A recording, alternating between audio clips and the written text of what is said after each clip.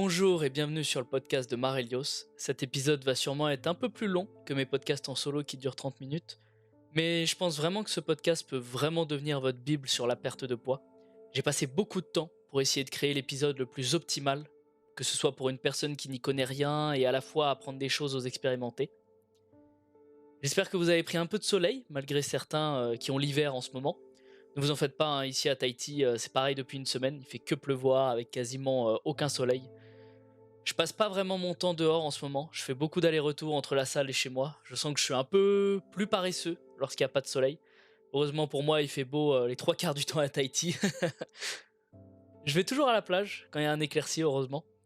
Dans les cafés, je suis pas allé prendre un café, ce qui est embêtant. Voir des amis, tout ça, c'est probablement la chose la plus importante à faire et j'ai pas réussi à trop le faire en ce moment.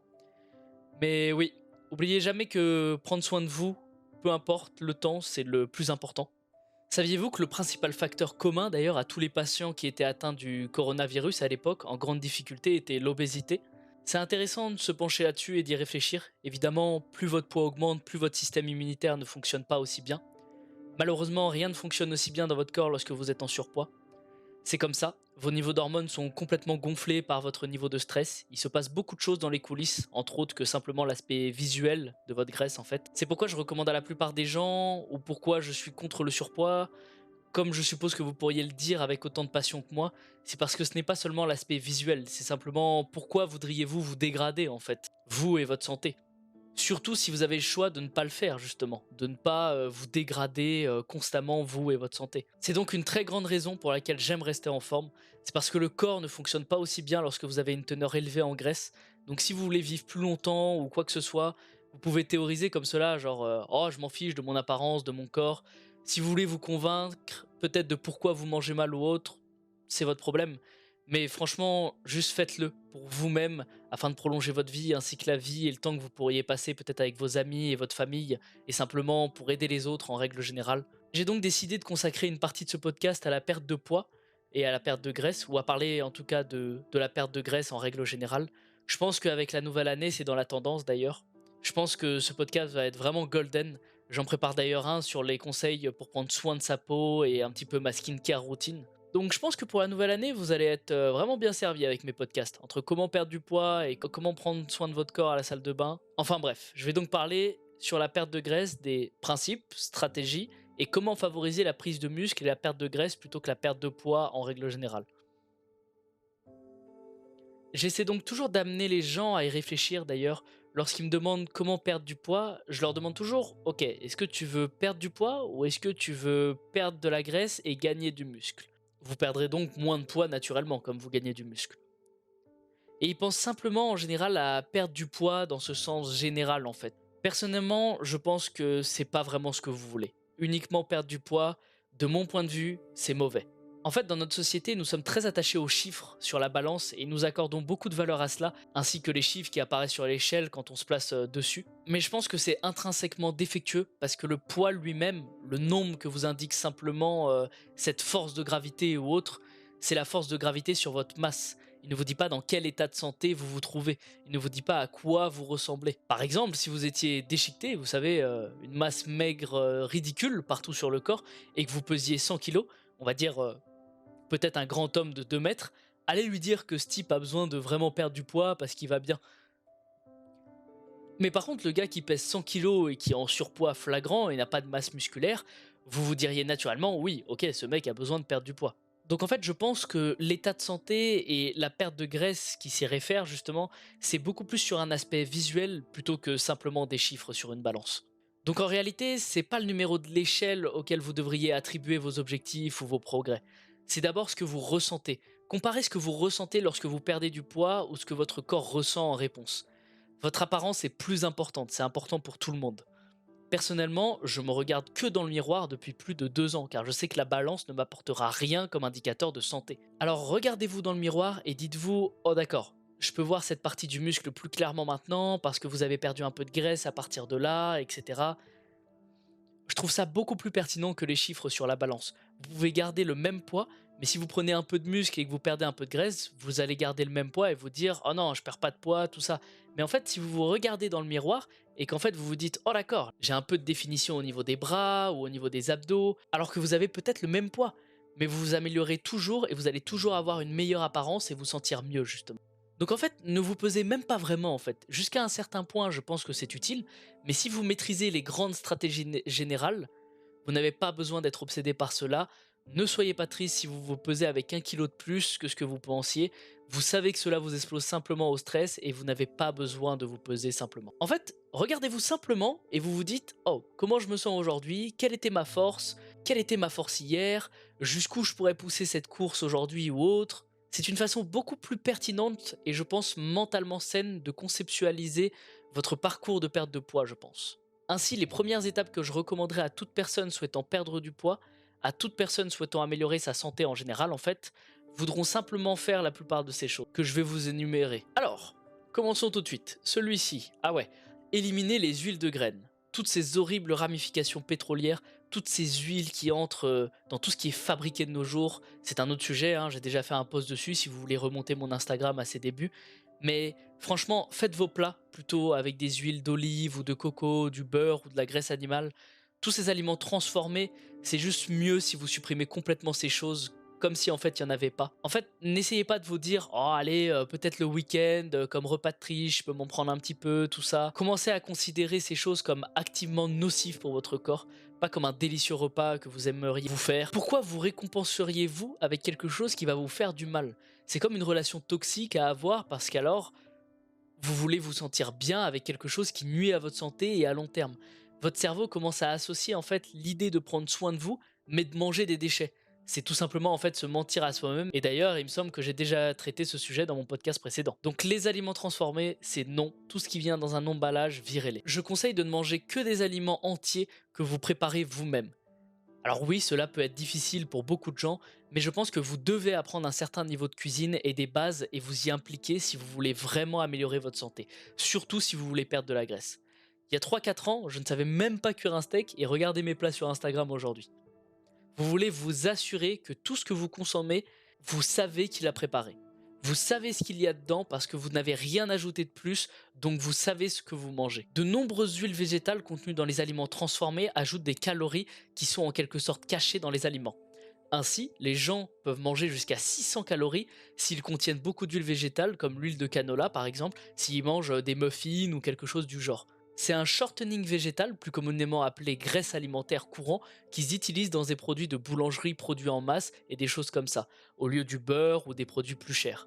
Ainsi, ils mettent des huiles végétales dedans, les gens mangent ça, et en fait ce sont des calories supplémentaires un peu fantômes qu'on ne sait pas, et tout cela est d'ailleurs très inflammatoire en plus. Donc mangez uniquement des aliments complets que vous préparez vous-même en prenant du temps. C'est tellement facile en fait de préparer des repas, et pourtant ça stupéfie toujours autant les gens. Tu cuisines juste un peu plus au dîner pour faire ton déjeuner de demain et ensuite le petit déj qui peut être composé de flocons d'avoine avec des fruits, et tout est prêt pour le lendemain. Après, l'esthétisme des plats viendra bien sûr. Peut-être que vos compétences culinaires doivent se développer un peu avant que cela n'arrive. Mais vous préparez un repas fait maison avec des ingrédients de bonne qualité, vous ne pouvez pas me dire que ce truc n'a pas meilleur goût que les trucs transformés fabriqués à la poubelle qui sont pleins de colorants artificiels et d'huile. Ce n'est pas de la nourriture à ce stade-là. C'est cette étrange approximation de nourriture chimique qui sort par centaines de milliers à l'arrière des canyons et on se demande Waouh, qu'est-ce qui se passe ici? Quoi qu'il en soit, je n'aime pas vraiment ce genre de choses, mais je conseille à tout le monde de s'en débarrasser pour ceux qui ne veulent pas s'en débarrasser ou qui ne pensent pas forcément s'en débarrasser. Vous pouvez toujours déguster de délicieuses friandises, il suffit de les préparer de manière agréable, en tout cas c'est mon point de vue. Par exemple, vous avez envie d'avoir une tarte aux pommes? Juste le fait de vous procurer des bonnes pommes, de faire une belle pâtisserie avec juste un peu d'effort et faire la vôtre plutôt que d'en sortir une du congélateur, j'espère vraiment que toutes les personnes qui m'écoutent vont devenir des personnes capables et cuisiner leurs propres plats. Quoi qu'il en soit, pour revenir sur la perte de graisse, parlons des sodas, qui est aussi un gros problème. Pour beaucoup de gens, je dirais toujours hey, est-ce que tu bois du soda? Je pense que c'est une des premières étapes à supprimer et une des premières questions que je pose. Le parcours de perte de poids de graisse concerne une sorte de multitude d'étapes que vous souhaitez suivre et mettre en œuvre. Et bien sûr, tout cela n'arrive pas en même temps. C'est la même chose si vous essayez d'aller à la salle de sport et que vous avez besoin d'un peu plus d'argent pour cela ou autre, tout se fera pas en même temps en fait. mais vous pouvez changer une chose à la fois tant que vous vous en tenez à ces petites choses. Et puis en quelques mois, une grande partie de votre comportement aura changé, mais faire ces petits pas aide peut-être à rendre ces grands objectifs intimidants un peu plus faciles à décomposer, car tout ce que vous pouvez faire est de les diviser en petits morceaux. Vous aurez plus de moments où vous allez avoir un gros morceau de changement, ce qui est génial. Et vous aurez beaucoup plus de moments où vous allez avoir un gros morceau de changement, ce qui est génial. Alors coupez les sodas, ce sont des calories liquides dont vous n'avez pas besoin. Vous savez qu'ils contiennent environ 35 grammes de sucre, ce qui est énorme. Les gens constatent souvent une perte de poids simplement en supprimant ces sodas. Vous pouvez essayer juste une eau gazeuse. Je me souviens que j'aimais les bulles quand je buvais des sodas. J'ai bu du coca de mes 12 à 16 ans. Et donc quand je suis passé à de l'eau minérale gazeuse, j'ai pu satisfaire ce genre de sensation de bulle, ce qui est rafraîchissant d'une certaine manière avec ça. Et pourtant, ce n'est que de l'eau et des minéraux. Les jus aussi, bien sûr. Si vous essayez de perdre du poids, je vous déconseille de boire des boissons à calories en fait. Le café noir est très bien. Les calories contenues dans le café noir sont négligeables et ne font donc pas vraiment de différence. Et le café noir coupe également l'appétit d'ailleurs. Un type de stratégie courant que je dirais si vous essayez de perdre du poids est de le faire trop vite. Donc par intermittence, vous mangez pendant 8 heures, voire moins, mais 8 heures c'est le genre de période de départ. Puis en fait, vous faites 16 heures par jour pendant lesquelles vous ne mangez pas. En fait, cela donne à votre corps la possibilité de traiter les aliments de qualité que vous avez ingérés, mais aussi simplement pour limiter le temps de la journée pendant lequel vous vous autorisez à manger. Vous finirez naturellement par manger moins de calories, ce qui est essentiel. Vous pouvez donc prendre du café noir, jeûner un peu le matin et repousser votre petit déjeuner et simplement déjeuner à midi. Surtout qu'en plus, si vous repoussez votre repas du matin, vous mangerez plus léger à midi et cela peut être un bon moyen de réduire vos calories au début. C'est une sensation plutôt agréable une fois que vous vous êtes habitué car vous vous sentez un peu plus léger. Typiquement, pendant les périodes où je ne sors pas, où je suis moins actif, je jeûne un peu plus que d'habitude, car je n'ai pas besoin de manger autant lorsque je produis peu d'activité. Je me souviens que je jeûnais par intermittence et je ne bougeais pas autant, et c'est un bon moyen de rester plus mince sans trop changer de régime justement. Donc petit tips, mangez en fonction de votre quantité d'effort physique et mental au cours de la journée. Je vois parfois des gens qui me disent Ouah Marius, je comprends pas, tu manges des plus grandes quantités que moi, comme un monstre et pourtant tu ne grossis pas. C'est tout simplement parce que j'essaye d'être toujours le plus actif lors de mes journées mentalement comme physiquement. Et bien sûr, j'adapte. Je ne vais pas autant manger pour des jours où je ne fais presque rien à part de la lecture et un petit peu d'heures de sport. Donc où en sommes-nous? Donc on a dit, pas d'huile de graines ni rien, pas de produits transformés, pas de sucre naturel, des aliments entiers que vous préparez vous-même, buvez de l'eau et des liquides non caloriques, donc pas de jus de fruits, pas de soda. Ah oui, et évidemment cela signifie pas d'alcool. L'alcool est donc également un problème important. Vous savez bien sûr qu'il y a des calories dans la bière. Vous faites bien sûr de pires choix lorsque vous êtes ivre, vous êtes donc plus susceptible de tricher sur votre alimentation. Vous vous sentez mal le lendemain matin, donc forcément vous ne faites pas d'exercice, vous ne faites pas de mouvement que vous aviez prévu, vous vous sentez comme de la merde, vous ne pourriez pas prendre la peine de préparer à manger, alors vous vous commandez à manger, vous trouvez encore des excuses et bla bla bla bla bla. C'est comme un triple coup dur qui commence uniquement en buvant seulement quelques bières. Alors arrêtez cela si vous voulez perdre de la graisse. C'est simple, vous pouvez boire de temps en temps si vous êtes malin. Prenez des sodas à la vodka, pas beaucoup de calories, mais ne buvez pas 10 bières et attendez-vous ensuite à perdre de la graisse très facilement. Cela ne fonctionnera tout simplement pas. Éliminez les sauces et les marinades aussi. Donc je sais pas si tout le monde le sait, mais beaucoup de sauces préparées contiennent soit des huiles végétales toxiques, comme nous en avons parlé précédemment, soit simplement une sorte de sucre et de graisse cachée. Beaucoup de sauces de qualité inférieure que vous pouvez acheter préemballées masquent le manque de goût du sucre, et si vous essayez de perdre du poids sans réussir, c'est que vous avez beaucoup de sauces ou de marinades sucrées et collantes dans votre frigo. Sur votre viande par exemple, lorsque vous mangez, cela représente une quantité assez décente de calories à laquelle vous ne pensiez peut-être même pas. Donc je recommande beaucoup de couper ces sauces et ces marinades emballées. Évidemment, vous avez toujours de la sauce tomate maison ou quelque chose comme ça, ou de l'huile d'olive ou du vinaigre balsamique, du vinaigre de cidre de pomme peut-être, qui peuvent largement habiller certaines choses. Votre palais s'ajuste en fait après un certain temps après avoir mangé de cette façon, et tant que vous tenez bon, vous bénéficiez de ne pas avoir besoin d'autant de sucre dans vos aliments pour les manger. Vous devriez préparer de bons plats dans lesquels les ingrédients alimentaires entiers n'ont pas besoin d'une sauce ou d'une marinade sucrée pour leur donner bon goût. J'ai toujours préféré ne pas faire de sauce ou de marinade, à moins que ce soit un vrai pesto de basilic que vous préparez vous-même ou quelque chose comme ça. Pour revenir sur les jeûnes d'ailleurs, des études de recherche ont montré que les jeûnes à court terme, comme les jeûnes quotidiens et nocturnes de 12 à 16 heures, augmentent en fait votre taux métabolique en raison d'une augmentation de la noradrénaline, une des hormones qui signale la dégradation des cellules adipeuses. Vous vous sentez donc beaucoup plus léger le matin, vous semblez plus productif d'une certaine manière, vous pouvez vous concentrer car votre ventre et vos organes digestifs travaillent beaucoup moins. Je trouve qu'écrire et trouver des idées est plus simple si je n'ai pas trop mangé. Donc je prends juste un café ou quelque chose avec pour l'accompagner, comme un simple fruit ou un croissant. Je trouve que cela vous aide à rester en forme. Vous vous sentez juste plus fin et serré lorsque vous jeûnez, même par intermittence. Vous avez juste vos calories ou vous mangez dans cette fenêtre de 8 heures, de 10 heures du matin à 18 heures. Faites-le doucement, bien sûr. Et d'ailleurs, je pense que ça vous fera mieux dormir aussi. Lorsque vous prenez un repas copieux juste avant de vous coucher, la digestion dégrade en quelque sorte une grande partie de l'énergie et du flux sanguin de votre corps. C'est donc pas vraiment optimal d'avoir cette lourdeur au coucher en termes de qualité de votre sommeil. Vous pouvez toujours vous entraîner doucement à jeun. J'aime courir ou marcher doucement à jeun le matin, mais je n'aime pas vraiment m'entraîner à jeun en général. Faire ma grosse séance de sport, c'est pas vraiment mon style. J'aime avoir pris un bon repas quelques heures avant généralement car je m'entraîne l'après-midi.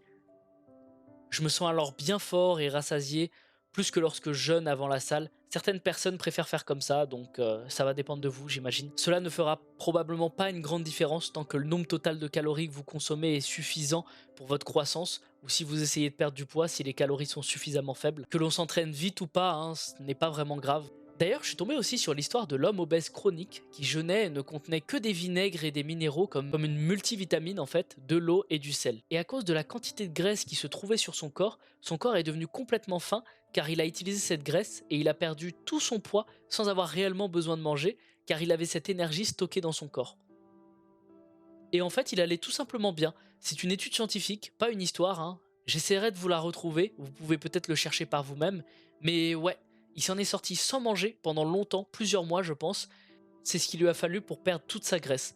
Mais il l'a fait en toute sécurité et évidemment il était sous surveillance. Je ne recommande pas aux gens de faire cela bien sûr, à moins qu'ils soient bien encadrés par un professionnel qui est impliqué. Vous voulez vous assurer aussi que votre consommation de sel est toujours élevée afin de ne pas avoir de crampes ni de maux de tête. Et ainsi vous pouvez retenir davantage d'eau. Le sel est essentiel dans le corps pour retenir l'eau que vous avez consommée, le sodium hein, bien sûr.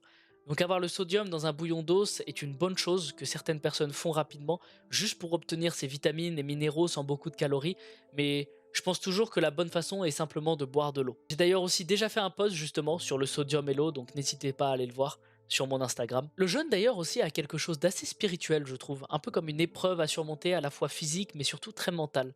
C'est l'un des enseignements courants dans le domaine spirituel des choses qui est le jeûne. Vous savez, le ramadan ou le carême sont bien sûr des types de jeûne. Presque toutes les cultures ou religions, en fait, à un moment donné, ont quelque chose à voir avec le jeûne, et il est intéressant de voir que chaque culture s'est déjà penchée sur le sujet. Donc il y a bien sûr évidemment quelque chose de spirituel là-dedans. Je pense que vous vous sentez beaucoup plus connecté avec vous-même, en fait, lorsque vous jeûnez. Personnellement, je n'ai jamais été adepte des concepts de nouveaux régimes ou techniques dans l'alimentation, car pour moi c'est un sujet linéaire qui ne progresse pas beaucoup en fait au fil des années. C'est pas pour rien que l'on recommande les mêmes aliments et repas à quasiment tous les sportifs de haut niveau de différents sports depuis des centaines d'années. Mais le jeûne fait pour autant partie intégrante de l'histoire de l'homme depuis des milliers d'années. C'est juste dommage que tout le monde utilise ce mot à sa sauce de nos jours pour faire du buzz ou de l'argent sur des personnes. Donc pour les débutants qui voudraient jeûner, commencez par une fenêtre de 8 heures, donc de 10 heures du matin à 18 heures, qui est faisable pour tout le monde je pense. Vous savez, couper ces collations juste avant de vous coucher ou pendant la nuit si vous vous réveillez au milieu de la nuit. Manger à la même heure chaque jour est une tâche importante aussi. Le maintien d'une horaire alimentaire régulier peut améliorer la réponse métabolique au repas. Votre corps apprend et se dit en quelque sorte d'accord, nous recevons des nutriments à ce moment-là de la journée, nous commençons à s'y préparer en préparant peut-être la digestion à ces moments-là et en sécrétant certaines hormones qui vous donnent faim ou moins faim à ces moments-là, parce qu'il sait que c'est à ce moment-là que la nourriture arrive ou n'arrive pas. En fait, le rythme circadien est très impliqué dans votre nourriture. Ne sautez pas le petit déjeuner un jour pour le manger le lendemain. Ou par exemple, ne grignotez pas le soir également. Gardez la quantité et le volume constant et aux mêmes heures chaque jour. Si vous gardez le même volume et la même quantité de nourriture que vous mangez, votre corps s'habitue à la traiter, il a besoin de le trier.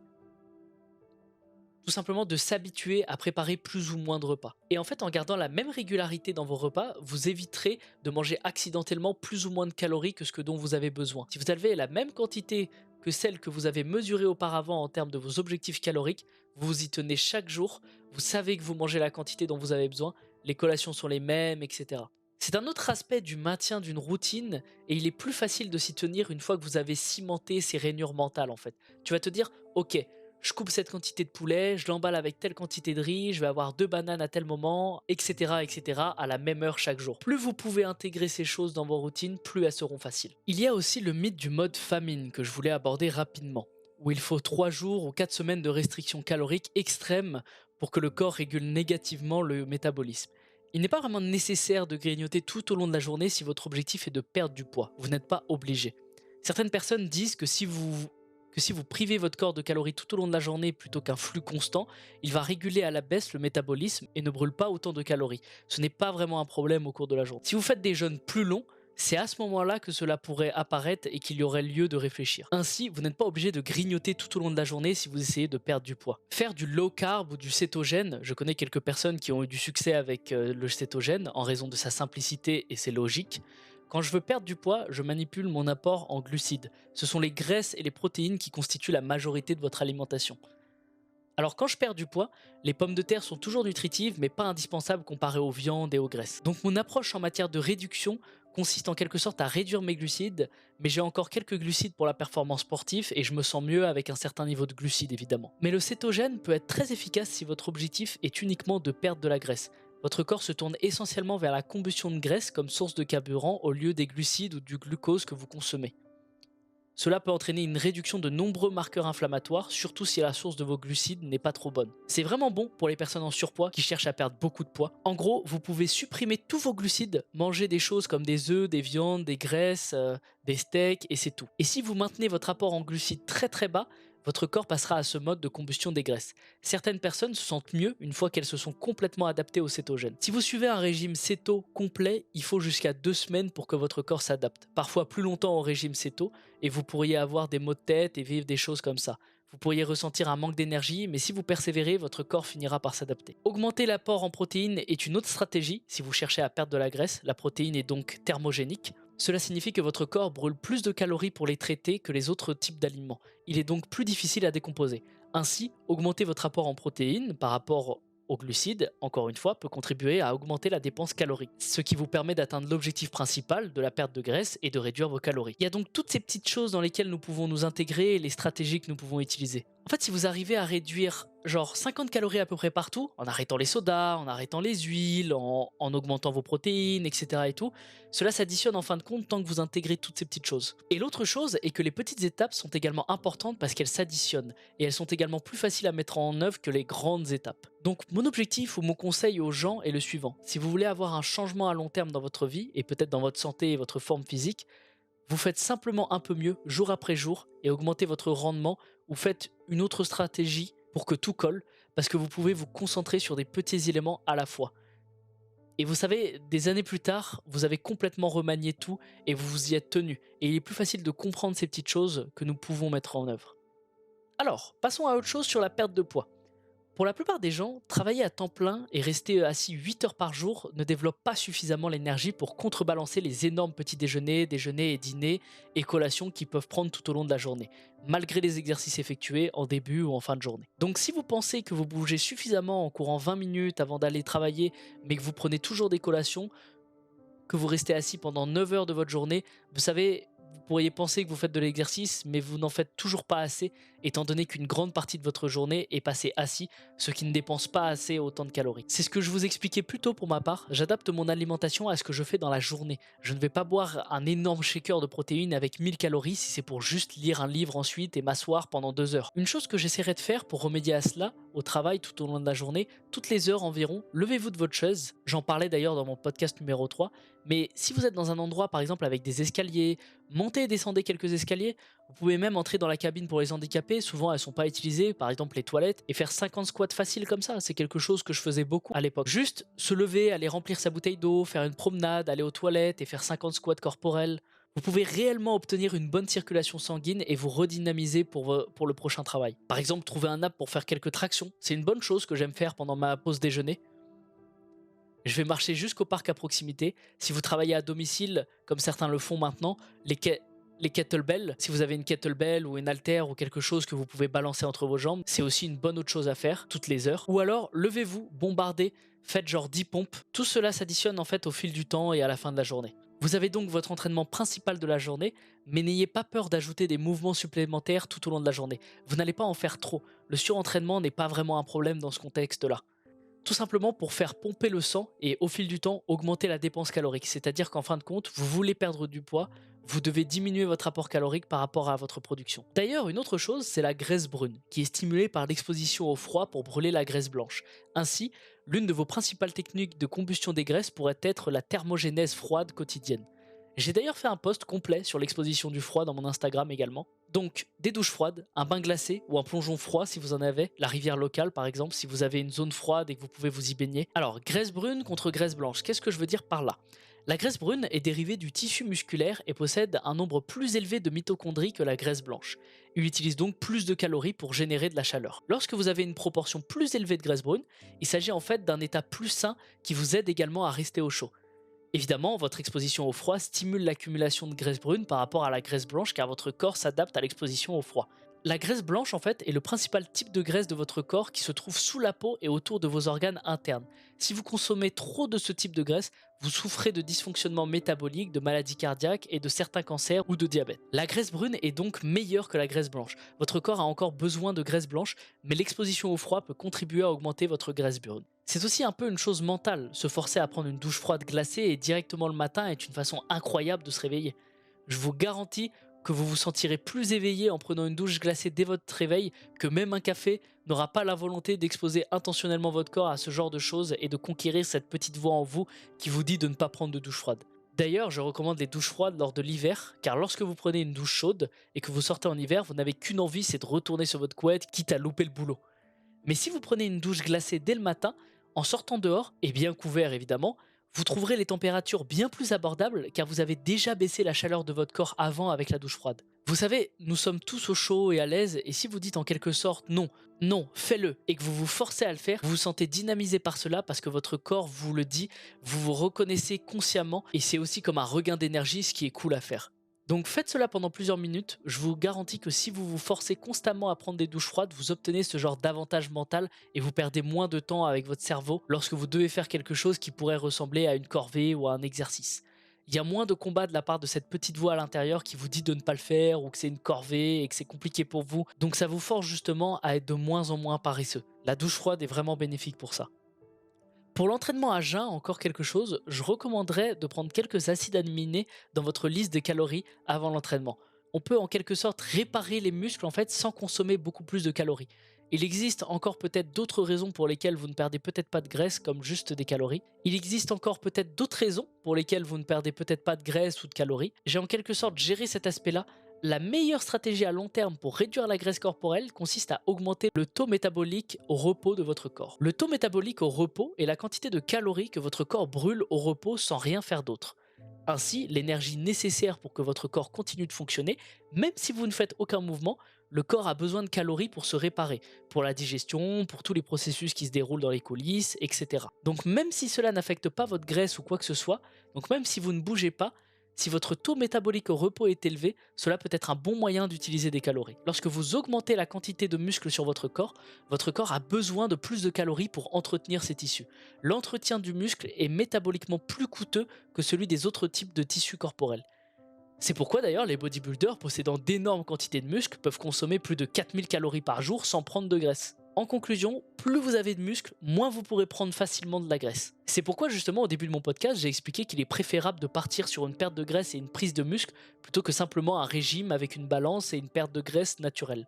Vous pourriez penser que c'est étrange si vous ne comprenez pas la biologie qui se cache derrière, mais certaines personnes, si elles sont plus grandes et plus musclées, peuvent prendre ces énormes repas sans prendre la moindre once de graisse. C'est donc un long chemin à prendre, et bien sûr c'est sur de long terme, mais augmenter votre masse musculaire va vous permettre justement de perdre des calories sans rien faire.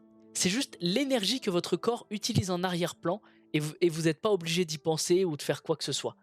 Donc si vous essayez d'employer des stratégies pour augmenter ce taux métabolique au repos, c'est un autre excellent moyen. Je pense que c'est l'un des meilleurs moyens à long terme pour virer la graisse. Donc si vous essayez d'employer des stratégies pour augmenter ce taux métabolique au repos, je pense que c'est un autre excellent moyen, et je pense d'ailleurs que c'est le meilleur moyen à long terme si vous voulez virer la graisse de votre corps. De plus, l'entraînement basé sur la résistance, consistant à soulever des poids, est la seule forme d'exercice qui continue à brûler des calories même après que vous ayez arrêté de vous entraîner de manière significative. Ainsi, votre métabolisme est activé, vos muscles envoient en quelque sorte plus de signaux au corps indiquant qu'ils ont besoin de calories et d'acides aminés pour se réparer, et ainsi, soulever des poids sera plus rentable que courir, car vous brûlez des calories même après vous être arrêté. De toute façon, je pense que vous le voyez quand vous allez à la salle et que vous allez sur un tapis de course et que vous courez pendant 1 heure mais que vous avez perdu à peine 500 calories, alors qu'une bonne séance de sport de musculation de 45 minutes vous fait perdre peut-être plus de 800 calories. Et aussi bien sûr prendre du muscle, ce qui va augmenter votre taux métabolique au repos. Cela ne se produit pas vraiment dans les activités cardiovasculaires. Vous bénéficiez certes des avantages du cardio, mais en ce qui concerne le fait de continuer à brûler des calories après avoir arrêté, ce n'est pas aussi bon que la musculation justement.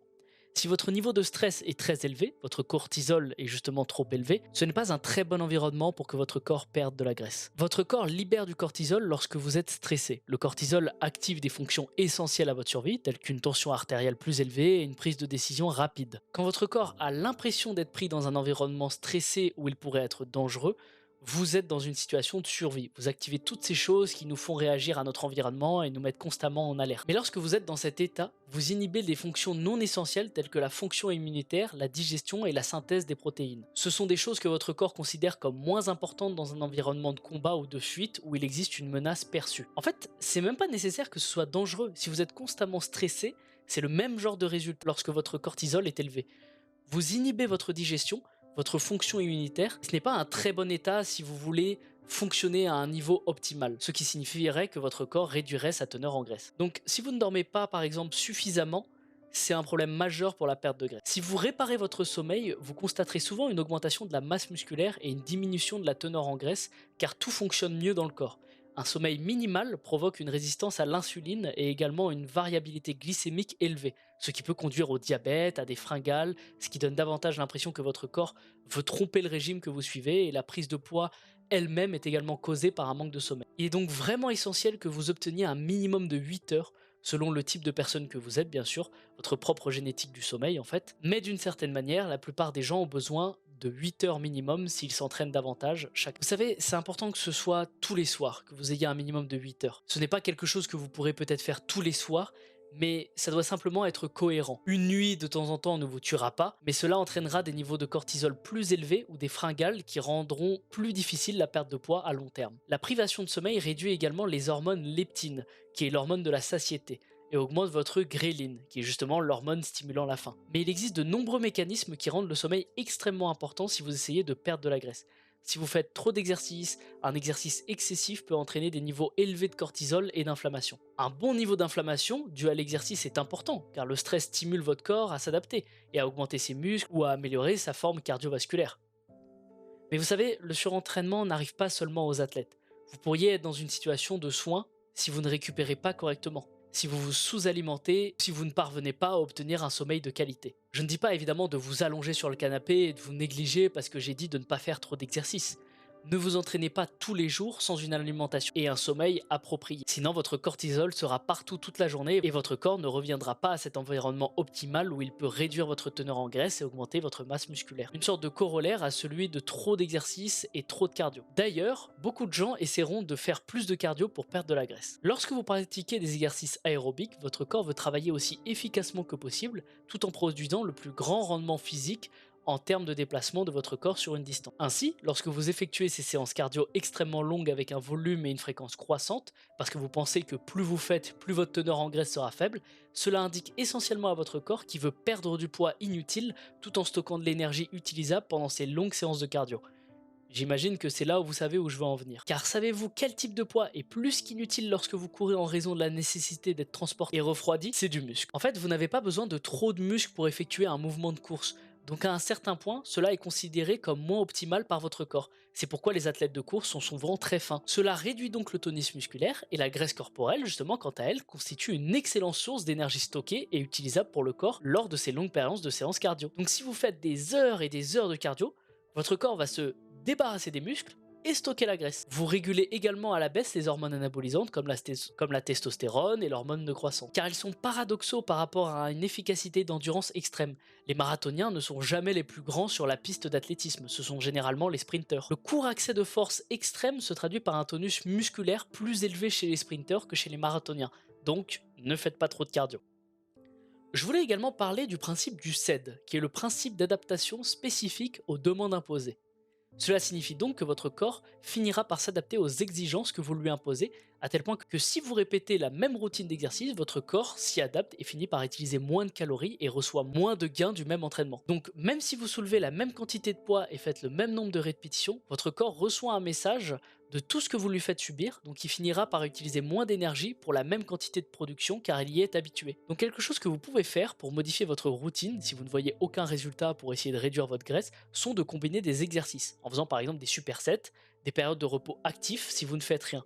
Attendre simplement sur le banc, vous appuyer sur quelque chose entre les séries, c'est vraiment quelque chose qui n'est pas bénéfique. Donc simplement vous promener en fait dans la salle de sport tant que vous êtes au repos, c'est beaucoup mieux que d'être complètement au repos. Donc pendant vos séances de sport, essayez d'être toujours le plus actif et de ne pas avoir de grands moments de repos où vous êtes assis sur le banc à rien faire, à regarder votre téléphone. J'ai récemment posté sur mon Insta un type d'entraînement pour débutants, mais finalement qui s'adapte à tous en faisant des supersets pour tout le corps, donc n'hésitez pas à aller check également. Donc entraînez-vous à l'extérieur, changez le centre de gravité de certains exercices, sous différents angles, ou entraînez-vous à un autre moment de la journée. Toutes ces choses en fait bousculent votre corps et imposent une demande énergétique plus élevée, augmentant votre dépense calorique, et cela peut être optimal si vous souhaitez diminuer votre graisse. D'où le fait que je vous disais que faire 50 squats dans les toilettes ou des tractions à l'arbre ou aller marcher à des heures aléatoires de la journée pour faire des pauses est bénéfique pour vous. Alors, un déséquilibre hormonal aussi peut être la raison pour laquelle vous ne perdez pas autant de graisse qu'un dérèglement endocrinien. Par exemple, avec un dérèglement endocrinien, et les déséquilibres hormonaux peuvent être causés par l'exposition à des produits chimiques tels que les pesticides, les plastiques, un stress externe tel qu'un stress relationnel ou financier, un stress interne tel que des virus, l'accumulation de métaux lourds et les fluctuations de la glycémie, les contaminants alimentaires en général, les carences, les micronutriments critiques ou une mauvaise santé digestive tout simplement. Donc, si vous pouvez augmenter votre testostérone, cela va grandement changer votre alimentation. Donc si vous pouvez augmenter votre testostérone, que ce soit par une nouvelle alimentation, des changements nutritionnels, de digestion, réduire votre stress, cela créera globalement un meilleur environnement pour stocker la masse musculaire et perdre de la graisse corporelle sur le corps. Assurez-vous donc de consommer des graisses animales de haute qualité. Le cholestérol qu'il contient est essentiel à la production de testostérone et d'autres hormones. Les œufs sont donc importants, les viandes animales grasses également, les steaks avec de la vraie graisse marbrée, les produits laitiers aussi également. Filtrez votre eau aussi pour éliminer certains des contaminants qui pourraient s'y trouver. J'ai juste un filtre en céramique que vous remplissez par le haut et qui s'écoule ensuite par gravité, ce genre de filtre en pierre. Un système bon marché où vous pouvez installer un système de filtre complet simple dans votre évier. J'encourage vraiment tout le monde à le faire, à se procurer un filtre à eau. Utilisez des produits en verre ou en acier inoxydable plutôt que du plastique. Les poêles à frire également, le matériau anti-adhésif peut s'infiltrer dans vos aliments et n'est pas trop bon à consommer en raison d'un éventuel perturbateur endocrinien. Donc si vous voulez simplement éliminer autant que possible toutes ces sources externes de ces choses, utilisez du verre, ne mettez pas de plastique au micro-ondes, n'utilisez pas de plastique du tout d'ailleurs. Des poêles à frire en inox, c'est ce que j'utilise. Je sais que celles en fonte sont également bons. D'ailleurs, pour parler un peu des principales carences en micronutriments que vous pourriez avoir et qui altèrent votre production hormonale, des recherches ont montré en fait que des carences spécifiques en micronutriments sont associées à la prise de poids et à l'obésité justement. Donc parmi ces micronutriments, les plus importants sont la vitamine D. Assurez-vous de consommer du soleil, du chrome, de la biotine, de la théamine, des vitamines B et des antioxydants. Le métabolisme et la résistance à la perte de poids sont également affectés négativement par des carences en magnésium, bore, vitamine A, vitamine K2 et choline. Donc ce sont des choses sur lesquelles vous pouvez enquêter si vous voulez faire des recherches Google et voir, ou peut-être obtenir des analyses de sang pour vérifier justement vos niveaux de ces nutriments particuliers. En tout cas, si vous voyez que vous êtes déficient, cela va nuire à votre parcours de perte de graisse sur le long terme. Pfiou! Je pense avoir fait le tour de la perte de graisse. J'espère que vous avez rassemblé beaucoup d'informations grâce à ce podcast sur la perte de graisse. Ce sera tout pour moi en tout cas.